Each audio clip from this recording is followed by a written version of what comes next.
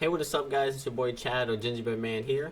And today, as a top 4% player in MW2 rank play, I'm going to be showing you guys my class hubs, my settings, and my warm-up routine. These are the things that I do before I hop on rank, and this is what has made me a super good player in MW2 rank play, and I believe that every player should be doing this if you want to get better. The first things first that we're going to show you guys today is my settings. Now, I'm sure you guys have seen a lot of settings videos on YouTube, so I'm going to keep this super short and simple. For my button layout, I do run tactical, but I do have a PS5 DualSense Edge Pro controller, so I do have back paddles that I use, where my back paddles is my jump button.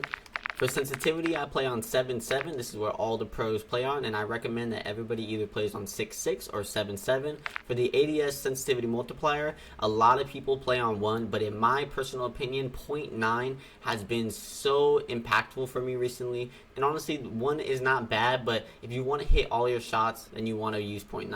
For my advanced layout, I still use the default aim assist type and then the dynamic response curve. This is what everybody should be using. Also, you want to have your sensitivity transitioning timing on instant. I have all of my dead zones at 0.4, but I also do have a pro controller, so it's a little bit different than some of you guys's if you guys aren't using pro controller.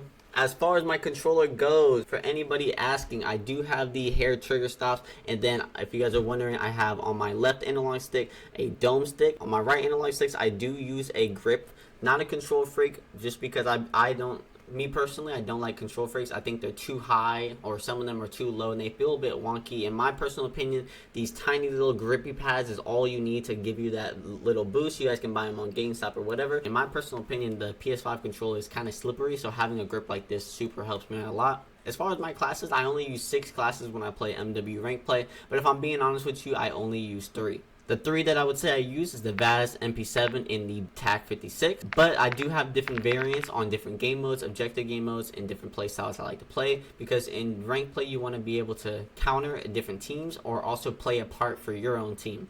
Now, majority of the time I'm playing with the TAC 56, and now there are 2 meta classes that you can use for the TAC 56. You can use the normal meta class, which is the Tundra Pro Barrel, Shark Fin, 5.56 High Velocity, TV X-Line Pro, and the Demo Clean Shot Grip. But if you are a really good movement player, if you guys want something that's a little bit more quicker than the TAC 56 meta class, this meta class right here is absolutely insane. I'll put a clip on the screen right now, but Octane says that the no barrel TAC is absolutely amazing because it basically doesn't penalize you for using an AR, because the ADS speed on this gun is absolutely amazing. We don't use the barrel on the TAC because it's good, chat. We use it because it's bad. That's literally the reasoning that we have to use the barrel, the Tundra barrel on the SCAR, because if you don't, ARs become OP. And that's why. Right now. If you guys remember all the way back in the beta when I was using the gun, the SCAR blueprint with no attachments on it, and I was literally tweaking because of how good the gun was. The gun is better with less attachments on it.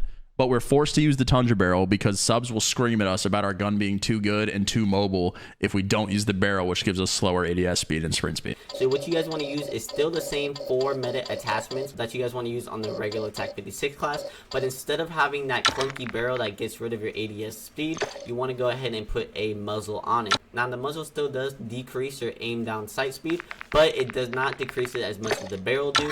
And you can use 2 different types of muzzles. You guys can either use the Fulcrum Pro or the VLK Flash Hider. Now, I like both of these muzzles, but I have found that the Fulcrum Pro is a little bit better than the Flash Hider in my personal opinion.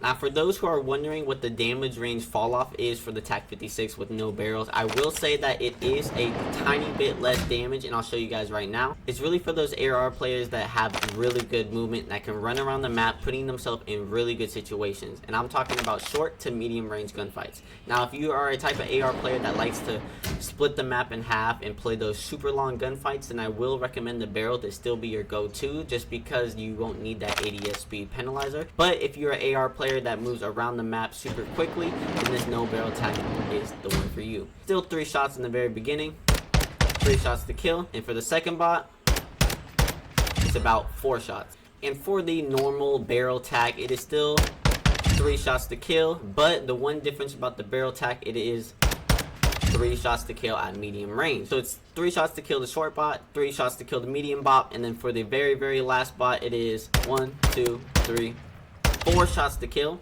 As far as the no barrel TAC, which is now same as attack with the barrel, it still does take 4 shots to kill that last bot. So you still are having 4 shots to kill on the very last spot, but it's really the medium range gunfights that I will say that the barrel does come in handy. Now, as far as all my SMG users out there, I would recommend the new meta class, which is the MP7. I'm sure if you play ranked play, your lobbies are filled with everybody using the MP7, and I cannot deny it. It is absolutely amazing on the mid and short range gunfights. Now, the one thing I will say it lacks is sometimes it can take up to 4 to 5 bullets to kill an enemy, sometimes 6 or 7s depending on how far away they are. So in my personal opinion, if you want to get better at SMGs, I would recommend the meta Vaznet class. This gun is absolutely insane, and these are the 4 attachments that you want to use on your Vaznet. The MP7 just runs super quick and is super insane sometimes on those must-win gunfights, but if you're a Vaznet user, you already know how good the gun is.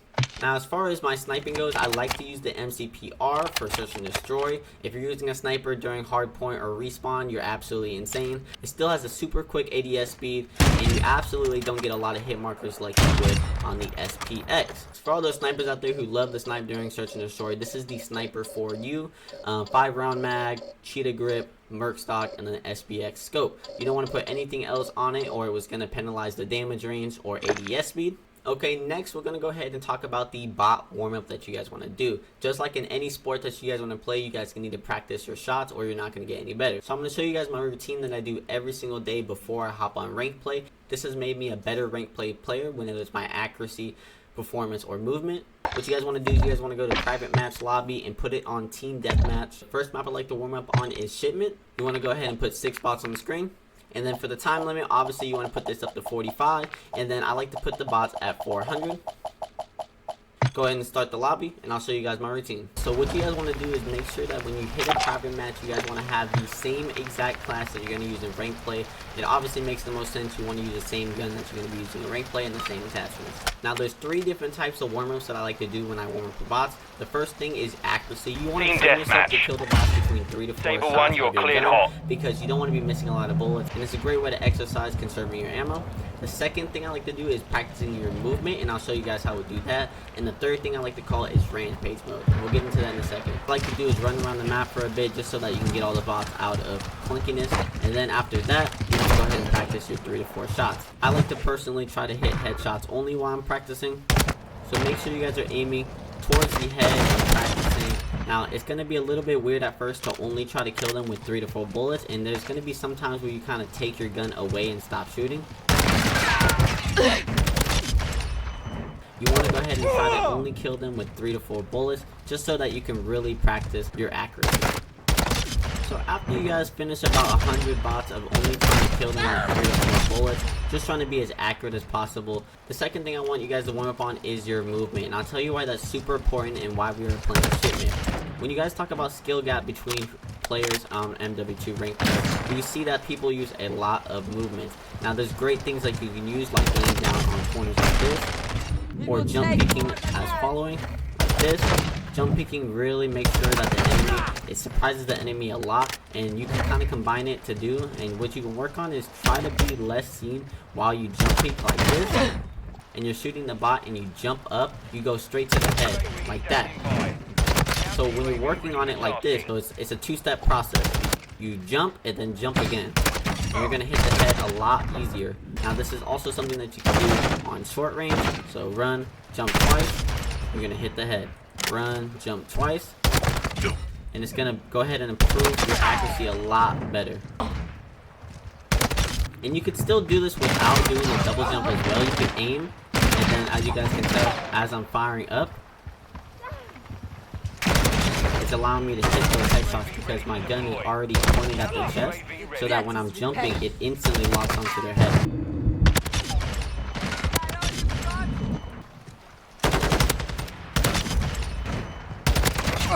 Now, the third movement that you guys can do is practice snaking. Now, snaking has been around for a while, but you can also practice it while you guys shoot bots. I like to gather all the bots in one area so that they constantly shoot at you like this. And you want to put everything that you learn from aiming at their head to make sure that you stay alive during the snaking. So we're going to wait for the bots to come over here so that it's all constantly shooting. And then now you want to go ahead and try to kill the bots without dying. And your objective here is to stay alive while still killing bots, because they're going to be constantly shooting at you like turns, and you want to make sure that you stay alive, and you want to keep on moving while still staying as accurate as possible. So we learned 3 different types of movements that you guys can do. We have the double jump aim, which is like this. Show you guys one more time. Double jump aim. Now the second movement that we learned is aiming in and jumping while we're aiming, so that we can hit those type of headshots like this. Aiming and jumping, so we can hit those headshots like this. I'll show you guys one more time. And then the third movement that we guys showed you is snaking as well. You wanna gather all the bots up in one area so that you guys can snake and stay alive as long as possible while still hitting your shot and still killing the bots, because this is going to practice your guys' snaking and movement, because in a lobby people are going to be a lot more accurate and you need the snake to get away. Now the last routine that I'm going to show you guys is called Rampage Mode. I told you guys this at the very end. Basically Rampage Mode is just putting in everything that I've taught you guys all into one. You guys want to stay alive as long as possible while killing as many bots. This is kind of like you want to put in everything that I taught you guys all into one little movement. UAV ready.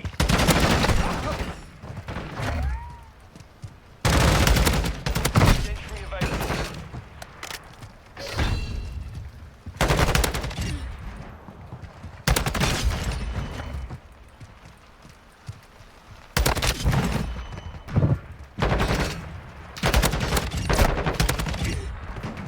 UAV ready for tasking. Counter UAV. Now after you guys are done shooting your 400 All bots, Saber, we're mission going to move on to the accomplished. last final routine step. After you guys are done shooting your bots, we're going to move on to the last and final warm-up strategy. Now the one thing that bots can't do when you're shooting bots is they can't replicate a player's movement. Now the last thing I like to do is I like to play a little bit of quick play before I hop into rank. Now people in quick play are going to be absolutely way different than people in ranked play, but at least quick play can just show you how quick you need to be and how it shows other players' movement, because at least people are going to be drop shotting and running around the map. So this is the last and final step that I like to do before hitting rank play. Now it doesn't really matter what playlist that you guys do.